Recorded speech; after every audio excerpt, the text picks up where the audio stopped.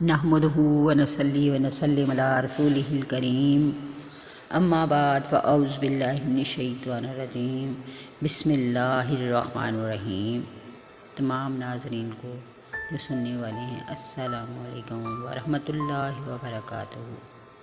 میں آپ کے ساتھ ایک ایسی درود پاک کی فضیلت شیئر کروں گی جو بہت ہی زبردست اور خوبصورت ہے۔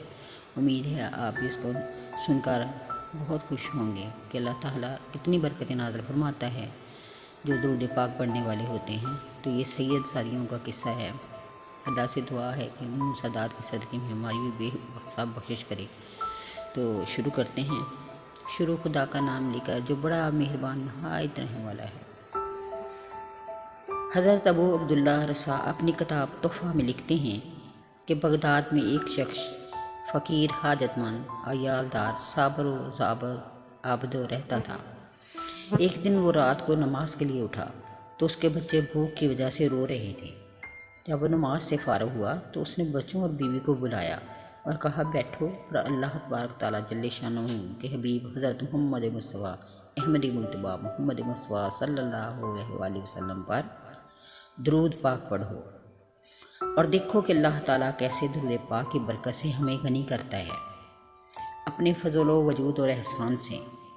لہذا وہ بیٹھ گئے اور درود پاک پڑھنا شروع کر دیا۔ درود پاک پڑھتے پڑھتے بچے تو سو گئے اور اللہ تبارک تعالیٰ جل شانہ نے اس مرد صالح پر بھی نیند کا غلبہ طاری کر دیا۔ جب آنکھ سو گئی تو قسمت جاگ اٹھی اور وہ شاہ کونین صلی اللہ علیہ وآلہ وسلم کی دیدار کی دولت سے مشرف ہوا۔ اور آقائے دو جہان نبی کریم صلی اللہ علیہ وسلم نے تسلی دی اور فرمایا جب اللہ تعالیٰ کے حکم سے صبح ہوگی تو اسے اپنی پیاری امتی تجھے فلاں مجوسی کے گھر جانا ہوگا اور اسے میرا سلام کہنا، نیز یہ کہنا کہ تیرے حق میں جو دعا ہے وہ قبول ہو چکی ہے اور تجھے اللہ تعالیٰ کے رسول فرماتے ہیں کہ اللہ تعالیٰ کے دیے میں سے مجھے یعنی قاصد کو دے۔ یہ فرما کر رسول اکرم صلی اللہ علیہ وآلہ وسلم تشریف لے گئے اور وہ مرد صالحہ بیدار ہوا تو مسرت و شادمانی انتہا کو پہنچی ہوئی تھی۔ لیکن اس نے دل میں سوچا کہ جس نے خواب میں حضور نبی کریم صلی اللہ علیہ وسلم کو دیکھا اس نے الحق حضور نبی کریم صلی اللہ علیہ وسلم کو ہی دیکھا، کیونکہ شیطان الیاذ باللہ حضور علیہ السلام کی شکل میں نہیں آ سکتا۔ اور پھر یہ بھی محال ہے کہ حضور نبی کریم صلی اللہ علیہ وسلم مجھے ایک آگ کے پجاری مجوسی کی طرف بھیجیں اور پھر اس کو سلام بھی فرمائیں، یہ کیسے ہو سکتا ہے؟ پھر سو گیا تو پھر قسمت کا ستارہ چمکا۔ پھر نبی اکرم صلی اللہ علیہ وسلم نے وہی حکم دیا۔ جب صبح ہوئی تو مجوسی کے گھر پوچھتا ہوا پہنچ گیا۔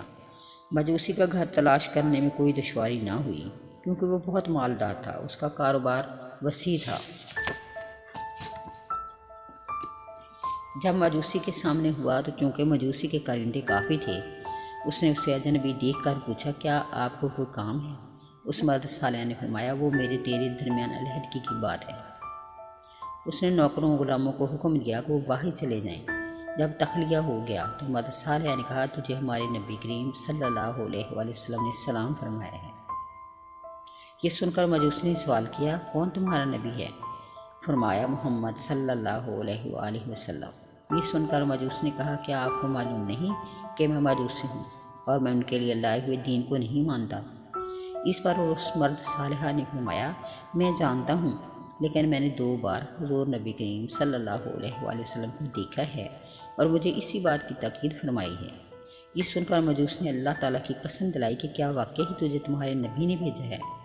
اس نے کہا اللہ تعالیٰ شاہد ہے اور مجھے یہی فرمایا ہے۔ پھر مجوس نے پوچھا اور کیا کہا ہے؟ اس نیک مرد نے کہا حضور صلی اللہ علیہ وآلہ وسلم نے مزید یہ فرمایا ہے کہ تو اللہ تعالیٰ کے دیے ہوئے میں سے مجھے کچھ دے اور یہ کہ تیرے حق میں دعا قبول ہے۔ اس مجوسی نے پوچھا تجھے معلوم ہے کہ وہ کون سی دعا ہے؟ اس نے جواب میں فرمایا مجھے علم نہیں۔ پھر مجوسی نے کہا میرے ساتھ اندر آ، میں تجھے بتاؤں کہ وہ کون سی دعا ہے۔ جب میں اندر گیا اور بیٹھے تو مجوسی نے کہا آپ اپنا ہاتھ بڑھائیں تاکہ میں آپ کے ہاتھ پر اسلام قبول کروں، اور اس نے ہاتھ پکڑ کر کہا اشہد ان لا الہ الا اللہ و اشہد ان محمد رسول اللہ صلی اللہ علیہ وآلہ وسلم۔ اسلام قبول کر لینے کے بعد اس نے اپنے ہم نشینوں کو کارندوں کو بلایا اور فرمایا سن لو میں گمراہی میں تھا، اللہ تعالیٰ نے مجھے ہدایت دی ہے، میں نے ہدایت قبول کر لی اور میں نے تصدیق کی اور میں ایمان لایا ہوں اللہ تعالیٰ سبحانہ و تعالیٰ پر اور اس کے نبی محمد صلی اللہ علیہ وآلہ وسلم پر، لہٰذا تم میں سے جو ایمان لے آئے تو اس کے پاس جو میرا مال ہے وہ اس پر حلال ہے، اور جو ایمان نہ لائے وہ میرا مال ابھی واپس کر دے اور آئندہ نہ وہ مجھے دیکھے اور نہ میں اسے دیکھوں۔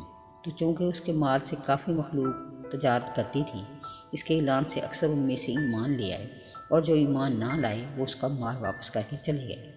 پھر اس نے اپنے بیٹے کو بلایا اور فرمایا بیٹا میں نے اسلام قبول کر لیا ہے، لہٰذا اگر تو بھی اسلام قبول کر لے تو میرا بیٹا اور میں تیرا باپ ہوں، ورنہ آج سے نہ تو میرا بیٹا اور نہ میں تیرا باپ۔ یہ سن کر بیٹے نے کہا ابا جان، جو آپ نے راستہ اختیار کیا ہے میں اس کی مخالفت ہرگز نہیں کروں گا، لیجیے سن لیجیے، اشہد ان لا الہ الا اللہ و اشہد ان محمد رسول اللہ صلی اللہ تعالیٰ علیہ وآلہ وسلم۔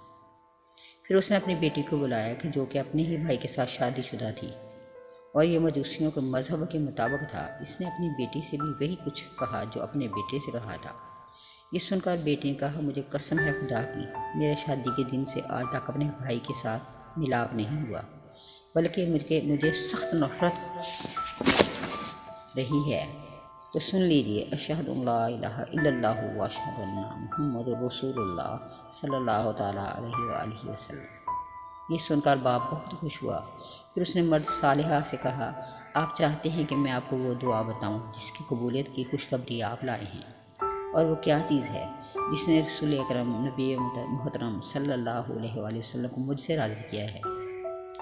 مرد صالح نے فرمایا ہاں ضرور بتائیں۔ اس نے کہا جب میں نے اپنی بیٹی کی شادی اپنے بیٹے سے کی تھی تو میں نے عام دعوت کی تھی، سب لوگوں کو کھانا کھلاتا رہا، حتیٰ کہ کیا شہری کیا دیہاتی سب کھا گئے۔ جب سب کھا کر فارغ ہو کر چلے گئے تو چونکہ میں تھک کر چور ہو چکا تھا، میں نے مکان کی چھت پر بستر لگوایا تاکہ آرام کروں، اور میری پڑوس میں ایک سید زادی جو کہ سیدنا امام حسن رضی اللہ تعالیٰ عنہ کی اولاد میں سے ہے اور اس کی چھوٹی چھوٹی بچیاں رہتی تھیں۔ جب میں اوپر لیٹا تو میں نے ایک صاحبزادی سے سنا، وہ اپنی والدہ محترمہ سے کہہ رہی تھی امی جان آپ نے دیکھا کہ ہمارے پڑوسی مجوسی نے کیا کیا ہے؟ ہمارا اس نے دل دکھایا ہے، سب کو کھلایا مگر ہمیں اس نے پوچھا تک نہیں ہے، اللہ تعالیٰ اس سے ہماری طرف سے اچھی جزا نہ دے۔ جب میں نے اس شہزادی سے یہ بات سنی تو میرا دل پھٹ گیا اور سخت کوفت ہوئی، ہائے میں نے ایسا کیوں کیا؟ میں جلدی سے نیچے اترا اور پوچھا کہ یہ کتنی شہزادیاں ہیں؟ تو مجھے بتایا گیا کہ 3 شہزادیاں ہیں اور ایک ان کی والدہ محترمہ ہے۔ میں نے کھانا چنا اور 4 بہترین جوڑے کپڑوں کے لیے اور کچھ نقدی رکھ کر نوکرانی کے ہاتھ ان کے گھر بھیجا، اور خود میں دوبارہ مکان کی چھت پر چڑھ کر بیٹھ گیا۔ جب وہ چیزیں جو میں نے حاضر کی تھیں ان کے ہاں پہنچیں تو وہ بہت خوش ہوئیں، اور شہزادیوں نے کہا امی جان ہم کیسے یہ کھانا کھا لیں، حالانکہ بیچنے والا مجوسی ہے۔ یہ سن کر ان شہزادیوں کی والدہ محترمہ نے فرمایا بیٹی یہ اللہ تعالیٰ کا رزق ہے، اس نے بھیجا ہے۔ تو شہزادیوں نے کہا ہمارا مطلب یہ نہیں ہے، بلکہ ہمارا مطلب یہ ہے کہ ہم اس کھانے کو ہرگز کھا نہ سکیں گے جب تک وہ مجوسی ہے، پہلے اس کے لیے اپنے نانا جان کی شفاعت سے اس کے مسلمان ہونے اور اس کے جنتی ہونے کی اللہ تعالیٰ سے دعا کریں۔ ان شہزادیوں نے دعا کرنا شروع کی اور ان کی والدہ محترمہ آمین کہتی رہیں۔ لہٰذا یہ وہ دعا ہے جس کی قبولیت کی بشارت حبیب خدا صلی اللہ علیہ وآلہ وسلم نے تیرے ہاتھ بھیجی ہے، اور اب میں حضور صلی اللہ علیہ وآلہ وسلم کے حکم کی تعمیل یوں کرتا ہوں کہ جب میں نے اپنی بیٹی کی شادی اپنے بیٹے سے کی تھی تو میں نے ساری جائیداد میں سے نصف ان لڑکے لڑکی کو دے دی تھی اور نصف میں نے رکھا تھا، اور اب چونکہ ہم سب مسلمان ہو گئے ہیں اور اس مبارک اسلام نے دونوں بہن بھائیوں کے درمیان جدائی کر دی ہے، اب وہ مال جو ان کو دیا تھا وہ آپ کا ہے اور آپ لے جائیں۔ سادات کرام کی خدمت کرنے سے اللہ تعالیٰ اور اس کے حبیب صلی اللہ علیہ وآلہ وسلم راضی ہوتے ہیں اور اس کی عوض جنت اور شفاعت نصیب ہوتی ہے، اور یہ کہ نبی اکرم صلی اللہ علیہ وآلہ وسلم اپنی امت کے ہر فرض سے باذن اللہ واقف ہیں۔ صلی اللہ تعالیٰ علی حبیبہ سیدنا محمد وعلی آلہ